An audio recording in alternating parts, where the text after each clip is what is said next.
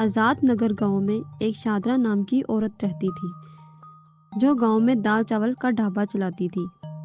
इसके ढाबे की दाल चावल बहुत मशहूर थी। दूर दूर के लोग सिर्फ इसकी दाल चावल ही खाने आते थे। मगर शादरा एकदम खड़ूस रवैये की औरत थी और बेहद लालची किस्म की औरत थी। अरे कालिया, ओ कालिया, अरे कहाँ मर गया रे? देख बाहर ग्राहकों की भीड़ लगी हुई है और तू है कि गायब है।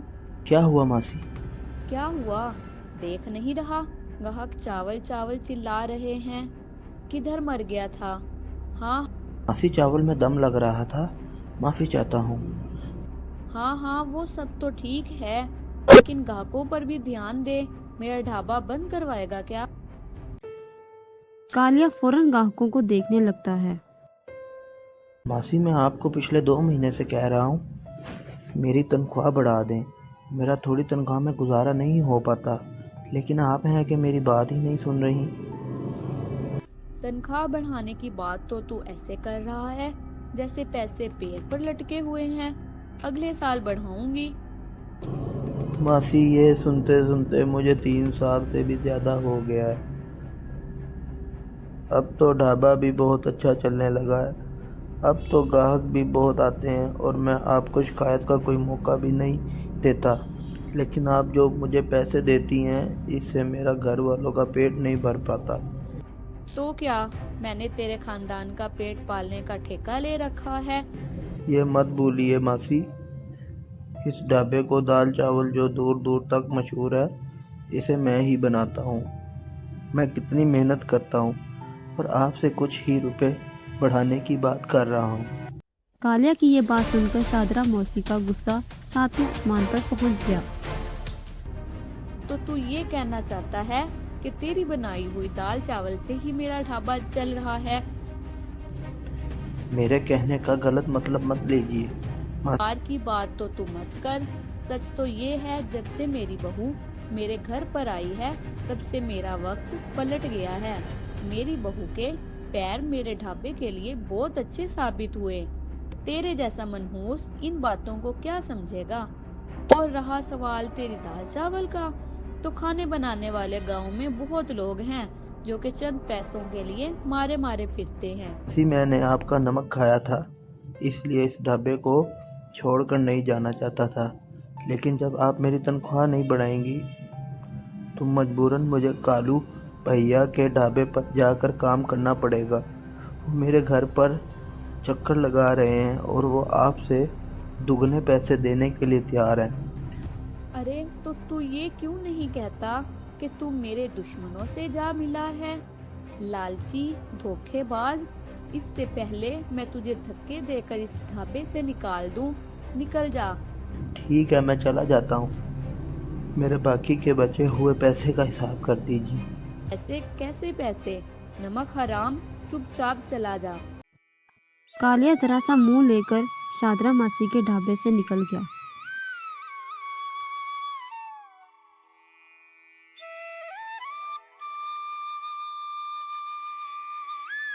और सीधे कालू भैया के ढाबे पर पहुंच गया। कालू भैया कालिया को देखकर, जो कि बहुत ही अच्छा इंसान था, मुस्कुराते हुए बोला, मैं जानता हूँ कालिया, शादरा तुम्हें एक ना एक दिन निकाल ही देगी। जब मैंने इनसे पैसे बढ़ाने की बात की तो बुरी तरह मुझ पर अकड़ने लगी थी। अरे मैं इसे बरसों से जानता हूँ, शायद ये बात तू नहीं जानता। जब मैं तेरी उम्र का था तो वो शादरा मासी के ढाबे पर काम करता था। वो एक नंबर की लालची हो रहा था, ये तो उसकी पुरानी आदत है। कालिया, चल तो दिल छोटा मत कर, आज से तुम मेरे ढाबे पर काम कर।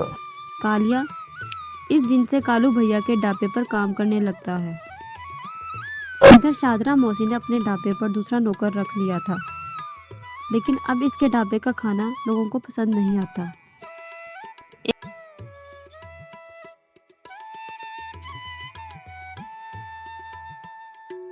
एक दिन गांव के मुखिया कुछ दोस्तों के साथ शादरा मौसी के ढाबे पर खाना खाने आते हैं। भैया जी, आज मेरे ढाबे का रास्ता कैसे याद आ मैं गया? सोचा आज तुम्हारे ढाबे के दाल चावल खा लूं। और सुनाओ शादरा, कैसी हो? ठीक हूँ। भी कहो शादरा, तुम आज भी दिखने में खूबसूरत लगती हो। और आप भी ना मुखिया जी, बुढ़ापे में भी आपकी छेड़ने की आदत नहीं गई। अरे कुछ तो शर्म करो मुखिया जी, अब तो आपके बच्चे भी जवान हो गए हैं। कभी जाएगी भी नहीं।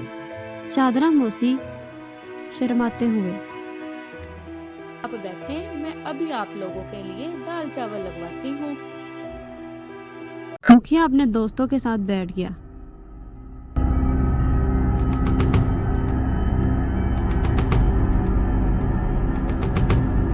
मुखिया और इसके दोस्त गुस्से से उठ खड़े हुए।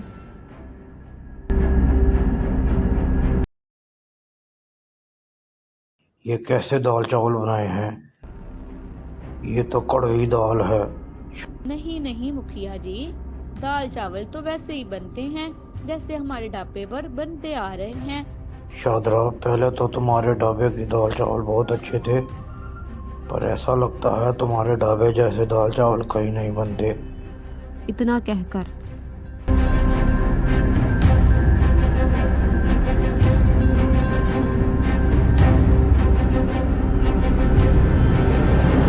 मुखिया वहां से चला जाता है। शादरा मौसी अपना सर पकड़कर बैठ गई। बिरजू, बिरजू कहाँ मर गया रे? क्या हुआ मालकिन? अरे जब से मैंने तुम्हें काम पर रखा है तब से ग्राहक मुझे गालियां देकर जा रहे हैं। आज तो हद ही हो गई। गांव का मुखिया भी मुझे बुरा भला कह के चला गया, जो मेरी तारीफ कर करके नहीं थकता था। मालकिन, अब इसमें मेरी क्या गलती है? मुझे जैसे दाल चावल बनाने आते हैं मैंने वैसे ही बनाए हैं। अरे तू कालिया जैसे दाल चावल नहीं बना सकता क्या? मालकिन, हर किसी के हाथ का जायका अलग होता है। काका को सिर्फ कालिया के हाथ की दाल चावल खाने की आदत पड़ गई है। मेरी तो कुछ समझ नहीं आ रहा। अगर ऐसा ही रहा तो मुझे अपने ढाबे में ताले लगते नजर आ रहे हैं। कुछ दिन बाद शादरा मौसी की बहू अपनी सहेली के साथ ढाबे पर आती है।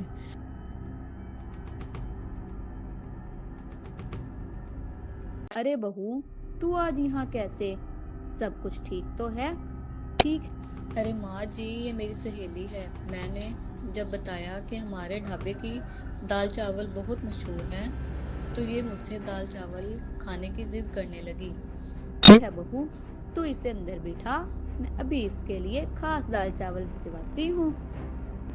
अंजलि अपनी दोस्त को लेकर बैठ गई। बिरजू, अरे बिरजू, क्या हुआ मालकिन? मेरी बहू की सहेली शहर से आई है सिर्फ मेरे ढाबे के दाल चावल के लिए। इसे हर हाल में हमारे ढाबे की दाल चावल पसंद आनी चाहिए, नहीं तो मेरी बहू की नाक कट जाएगी। बिरजू गरम गरम दाल चावल लेकर आता है।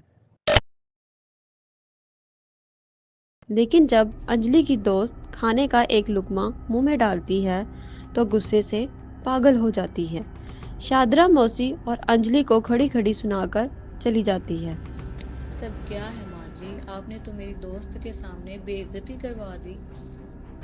अरे क्या बताऊं, जब से वो मनहूस कालिया इस ढाबे से गया है तभी से मेरे ढाबे के हालात खराब हो गए हैं।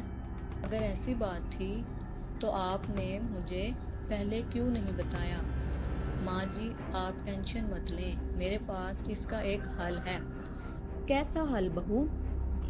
एक ऐसा हल जिसे सिर्फ एक गांव के लोग नहीं बल्कि दूसरे गांव के लोग भी हमारे ढाबे का खाना खाने आएंगे और कालू भैया के ढाबे पर कोई नहीं जाएगा बस। अरे बहू, भला ये ऐसे कैसे हो सकता है?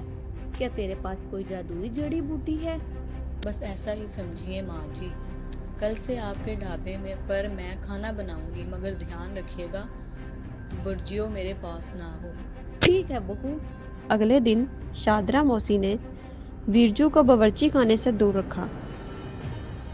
शादरा मौसी ने देखा कि बहू ने एक शीशी निकाली और उसमें से 2-4 बूंदें दाल में डाल दी। क्या कर रही है? माँ जी, ये एक नशीला केमिकल है। इसको खाने के बाद ग्राहक 24 घंटे हमारे ढाबे के दाल चावल के बारे में ही सोचेंगे। याद रखिएगा माँ जी, इस बात का जिक्र किसी से ना करना, क्योंकि ये कानून की नज़र में जुर्म है। मेरे भाड़ में गया कानून, मुझे तो बस अपने पैसों से मतलब है। मुझे शीला खाना खाकर गांव के लोगों को शादरा मौसी की ढाबे की लत लग गई थी और ग्राहक 24 घंटे शादरा मौसी के ढाबे से ही खाना खाने लगते हैं।